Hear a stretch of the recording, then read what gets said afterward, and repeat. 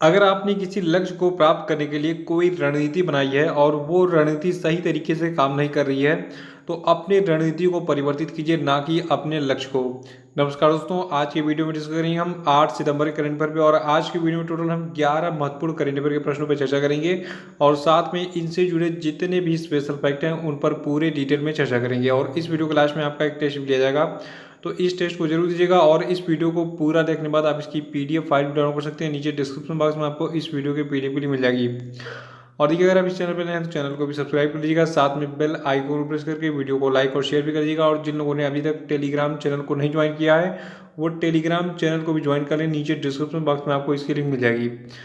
और देखिए, अभी मैं एक सीरीज चला रहा हूँ रेलवे एनटीपीसी और ग्रुप डी के लिए, और रात को 10 बजे जो है एक वीडियो अपलोड होती है। उस सीरीज में जो है 2 वीडियो अपलोड हो चुके हैं रेलवे एनटीपीसी और ग्रुप डी के लिए। उसमें आपको जीएस और करंट अफेयर के बहुत ही सेलेक्टिव और मोस्ट इंपॉर्टेंट प्रश्न मिलेंगे जो कि आपके एग्जाम के लिए इंपॉर्टेंट होंगे, तो उसको आप देखना स्टार्ट कर दीजिए।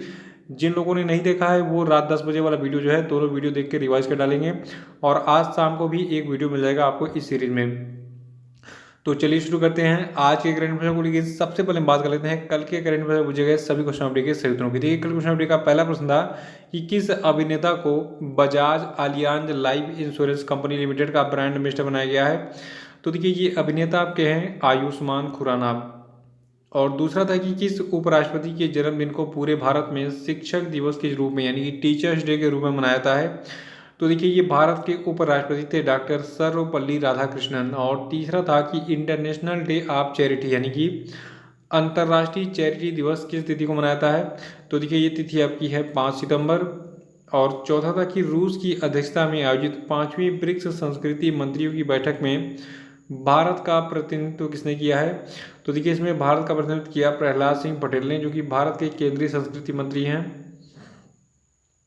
और पांचवा था कि हाल ही में किस राज्य सरकार ने आई रखवाली एप्लीकेशन लॉन्च किया है। तो देखिए, इस आई रखवाली एप्लीकेशन को पंजाब की सरकार के दौरान लॉन्च किया गया है। और ये एप्लीकेशन किस तरीके से काम करता है ये मैंने आपको परसों बताया था, तो परसों का वीडियो देख के उसको रिवाइज कर डालिएगा। और आज ये रेडफेयर का पहला प्रश्न है कि हाल ही में किस व्यक्ति को federation of automobile dealers association यानी कि फाडा का अध्यक्ष अपॉइंट किया गया है। तो देखिए, फाडा के नए अध्यक्ष बनाए गए हैं विंकेश गुलाटी। यहाँ पे आपको एक पिक्चर दिख रही है, विंकेश गुलाटी जी हैं। देखिए, जो आपके विंकेश गुलाटी हैं इनको वर्ष 2020 से 22 के लिए ये नियुक्ति मिली है। देखिए, ये जो है फाडा के क्रम के 35वें अध्यक्ष होंगे। याद रखिएगा कि विंकेश गुलाटी जो है ये क्रम से 35वें अध्यक्ष होंगे federation of automobile dealers association यानी कि फाडा के।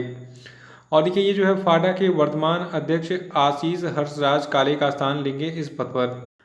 और देखिए, जो आपका ये federation of automobile dealers association है, इसकी स्थापना 1964 में की गई थी और इसका मुख्यालय नई दिल्ली में स्थित है। और दूसरा प्रश्न है कि हाल ही में किस व्यक्ति को 2 सालों की अवधि के लिए society of Indian automobile manufacturers का नया अध्यक्ष चुना गया है। तो देखिए, ये व्यक्ति आपके हैं केनिची आयुकावा। देखिए, जो कि केनिची आयुकावा है ये वर्तमान में मारुति सुजुकी कंपनी के एमडी और सीईओ हैं। और इनको 2 सालों की अवधि के लिए इस society of Indian automobile manufacturers यानी कि एसआईएएम का नया अध्यक्ष चुना गया है। और देखिए, आप बता दूं जो आपके केनिची आयुकावा हैं इन्होंने इस पद पर जो है राजन बढेरा का स्थान लिया है। और साथ ही एक और नियुक्ति हुई है इस society of Indian automobile manufacturers में। देखिए, आप बता दूं इसके साथ ही अशोक लीलैंड कंपनी के जो एमडी और सीईओ हैं इनका नाम है विपिन सोंधी। इनको एसआईएएम यानी कि society of Indian automobile manufacturers के नए उपाध्यक्ष के रूप में चुना गया है। देखिए, जो आपका एसआईएएम यानी कि society of Indian automobile manufacturers है, ये जो है भारतीय मोटर वाहन उद्योग का सर्वोच्च निकाय है। और इसकी स्थापना 2012 में की गई थी, जुलाई 2012 में। और इसका मुख्यालय नई दिल्ली में स्थित है। और तीसरा प्रश्न है कि हाल ही में किस व्यक्ति को जम्मू कश्मीर के उपराज्यपाल मनोज सिन्हा जी का प्रमुख सचिव अपॉइंट किया गया है। तो देखिए, जो जम्मू कश्मीर के उपराज्यपाल हैं मनोज सिन्हा, इनके नए प्रमुख सचिव बनाए गए हैं नीतीश्वर कुमार जी। देखिए, जो आपके नीतीश्वर कुमार हैं ये उत्तर प्रदेश कैडर के एक वरिष्ठ आईएएस ऑफिसर हैं। और ये वर्तमान में कहाँ पे काम कर रहे हैं। देखिए, ये वर्तमान में राष्ट्रीय अध्यापक शिक्षा परिषद यानी कि एनसीटीई में सदस्य के रूप में काम कर रहे हैं, लेकिन अब ये वहाँ पे अपना पद त्यागेंगे और ये जो है जम्मू कश्मीर के उपराज्यपाल मनोज सिन्हा के प्रमुख सचिव के रूप में काम करेंगे। कौन? नीतीश्वर कुमार। चौथा प्रश्न है कि किस देश के क्रिकेटर इयान बेल ने क्रिकेट के सभी फॉर्मेट से संन्यास लेने की घोषणा की है? तो देखिए, जो आपके इयान बेल हैं ये इंग्लैंड के क्रिकेटर हैं और इन्होंने इंग्लैंड के लिए 118 टेस्ट मैच, 161 एक दिवसीय मैच और 8 T20 इंटरनेशनल मैच खेले हैं। तो इयान बेल के बारे में याद रखिएगा, ये इंग्लैंड के क्रिकेटर थे और इन्होंने क्रिकेट के सभी फॉर्मेट से हाल ही में संन्यास ले लिया।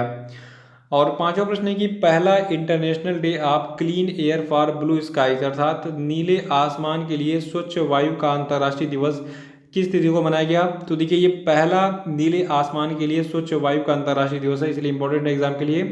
देखिए, इसको सेलिब्रेट किया गया है 7 सितंबर को और इसके लिए क्या प्रावधान लाए गए थे यूनाइटेड नेशंस के द्वारा? देखिए, जो पास संयुक्त राष्ट्र महासभा है इसने अपने 74वें सत्र के दौरान 19 दिसंबर 2019 को नीले आसमान के लिए अंतर्राष्ट्रीय स्वच्छ वायु दिवस मनाने का प्रस्ताव अपनाया और संयुक्त राष्ट्र पर्यावरण कार्यक्रम को अन्य प्रासंगिक संगठनों के साथ मिलकर अंतर्राष्ट्रीय दिवस मनाए जाने का आह्वान किया था। यानी कि इस नीले आसमान के लिए स्वच्छ वायु का अंतर्राष्ट्रीय दिवस जो है इसको मनाने का आह्वान किया था। देखिए, इस दिन को मनाने के लिए जलवायु और स्वच्छ वायु गठबंधन ने UNEP और कोरिया गणराज्य के साथ मिलकर काम किया था। तो ये डिटेल्स याद रखिएगा, लेकिन जो सबसे इंपॉर्टेंट है डेट याद रखना है 7 सितंबर को इस साल पहली बार मनाया गया international day of clean air for blue skies अर्थात नीले आसमान के लिए स्वच्छ वायु का अंतर्राष्ट्रीय दिवस। और छठा प्रश्न है कि किस शिक्षण संस्थान ने हाल ही में N95 मास्क को जो है कीटाणु रहित करने के लिए चक्र डेको नाम का एक डिवाइस लॉन्च किया है? तो देखिए, इस चक्र डेको नाम के डिवाइस को लॉन्च किया गया है हाल ही में IIT दिल्ली के द्वारा। देखिए, जो आपका चक्र डेको है ये एक अभिनव संक्रमण रहित तंत्र के साथ तैयार किया गया है जो कि N95 मास्क के छिद्रों की सफाई के लिए ओजोन गैस की उच्च मर्मज्ञता का उपयोग करता है जो कि इसकी जटिल परतों का पूर्ण परिशोधन सुनिश्चित करता है। ये डिवाइस कुछ इस प्रकार से दिखता है। याद रखिएगा कि जो आपका IIT दिल्ली है इसने अभी हाल ही में N95 मास्क को कीटाणु रहित करने के लिए चक्र डेको नाम का एक डिवाइस लॉन्च किया है। और सातवां प्रश्न की हाल ही में किस देश की अध्यक्षता में खाद्य और कृषि संगठन यानी कि food and agriculture organization Asia और प्रशांत क्षेत्रीय सम्मेलन के 35वें सत्र का आयोजन किया गया? तो देखिए, देश आपका भूटान है। भूटान की अध्यक्षता में हाल ही में खाद्य और कृषि संगठन एशिया और प्रशांत क्षेत्र के क्षेत्रीय सम्मेलन के 35वें सत्र का जो है आयोजन किया गया था। और देखिए, इस सम्मेलन में जो भारत का नेतृत्व किया ये किसने किया? देखिए, इस सम्मेलन में केंद्रीय कृषि और किसान कल्याण राज्य मंत्री पुरुषोत्तम रूपाला ने जो है भारत का प्रतिनिधित्व किया था। और इस सम्मेलन में क्षेत्रीय प्राथमिकताओं कोविड-19, कृषि पारिस्थितिकी, प्राकृतिक संसाधन प्रबंधन, खाद्य सुरक्षा और पोषण जैसे मुद्दों पर विचार विमर्श किया गया। और देखिए, सबसे खास बात कि जो आपका ये सम्मेलन था ये वर्चुअल यानी कि ऑनलाइन आयोजित किया गया था, इसका कोई भी आयोजन स्थल नहीं रहा। देखिए, 2020 में कुछ दिक्कतें तो हुई लेकिन एक अच्छी बात भी है, जितने भी सम्मेलन हुए सब ऑनलाइन हुए हैं। तो आपको एग्ज़ाम के लिए ये नहीं रटना पड़ेगा कि कौन सा सम्मेलन किस प्लेस पर आयोजित हुआ। ठीक है, सारे सम्मेलन वर्चुअल आयोजित किए गए। और क्रम याद रखिएगा, अब जो है एग्जामिनर क्या करेगा, फोकस करेगा किस क्रम का कौन सा सम्मेलन किस महीने में आयोजित किया गया था। तो महीना चला सितंबर का और इस महीने में 35वां जो है खाद्य और कृषि संगठन एशिया और प्रशांत के क्षेत्रीय सम्मेलन का जो आयोजन किया गया था। तो ऐसे इसको नोट करते रहिएगा।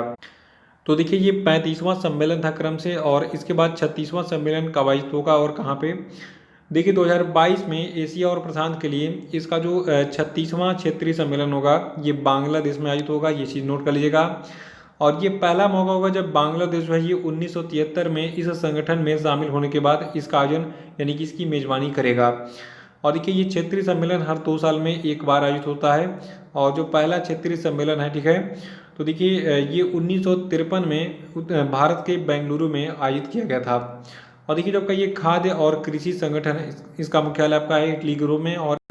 और इस खाद्य और कृषि संगठन के जो हेड है इनका नाम है क्यू डोंग्यू और इसकी स्थापना 16 अक्टूबर 1945 को की गई थी। और देखिए, जो आपका ये खाद्य और कृषि संगठन है इसकी पेरेंट ऑर्गेनाइजेशन है United Nations economic and social council.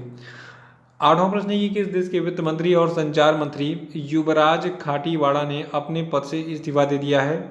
तो देखिए, आपके युवराज खाटीवाड़ा हैं ये जो है नेपाल के वित्त मंत्री थे और संचार मंत्री थे। इन्होंने अपने पद से हाल ही में इस्तीफा दे दिया है।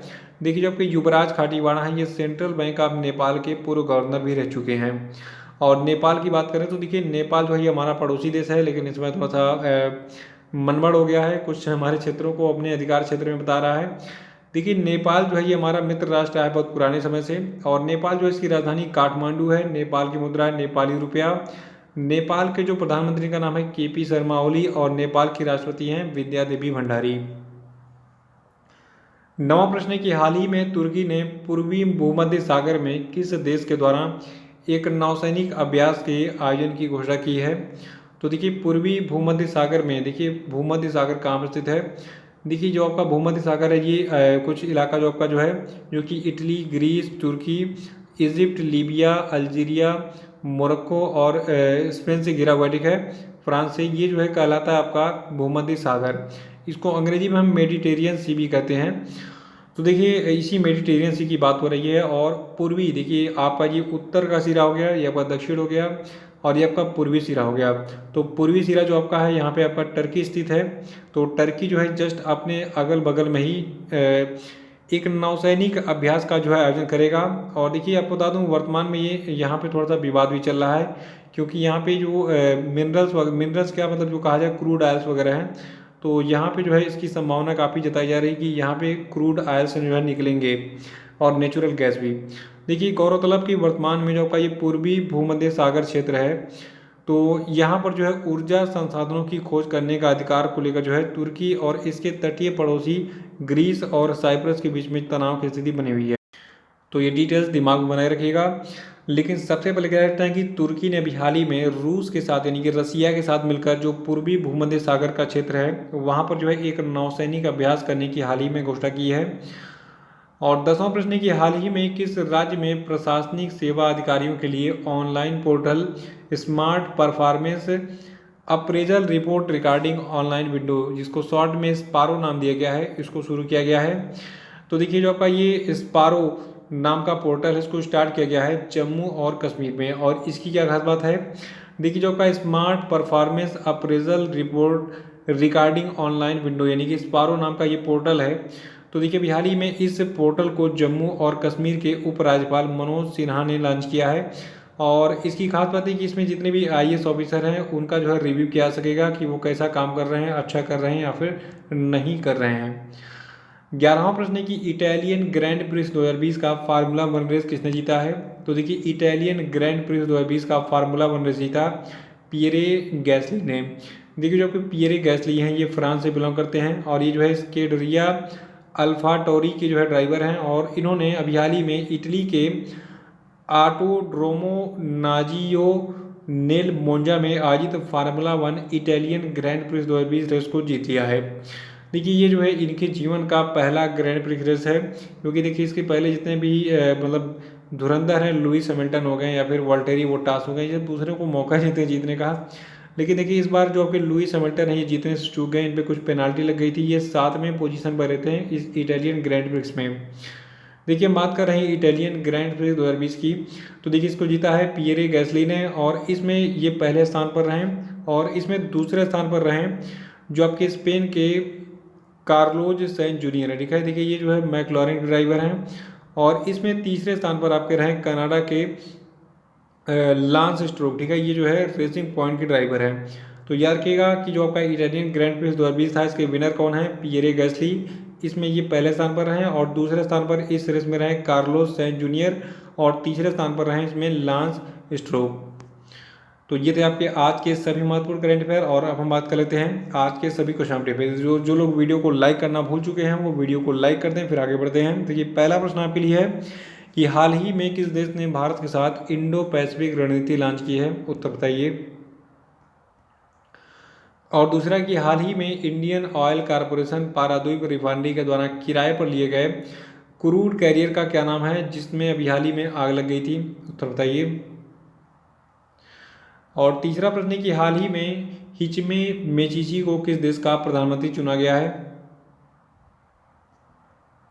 चौथा आपके लिए कि हाल ही में केंद्रीय मंत्रिमंडल ने गुणवत्तापूर्ण वस्त्रों के क्षेत्र में सहयोग के लिए किस देश के साथ समझौते ज्ञापन को मंजूरी दी? उत्तर बताइए। और पांचवा कि हाल ही में किस व्यक्ति को सांख्यिकी और कार्यक्रम कार्यान्वयन मंत्रालय के सचिव के रूप में नियुक्त किया गया है? उत्तर बताइए। तो इसी के साथ आज के करंट अफेयर्स समाप्त होता है। कल फिर मिलेंगे। कल के करंट अफेयर्स वीडियो को लाइक और शेयर करिए, जो लोग नए वो चैनल को सब्सक्राइब कर लेंगे। तो इसी के साथ जय हिंद जय भारत।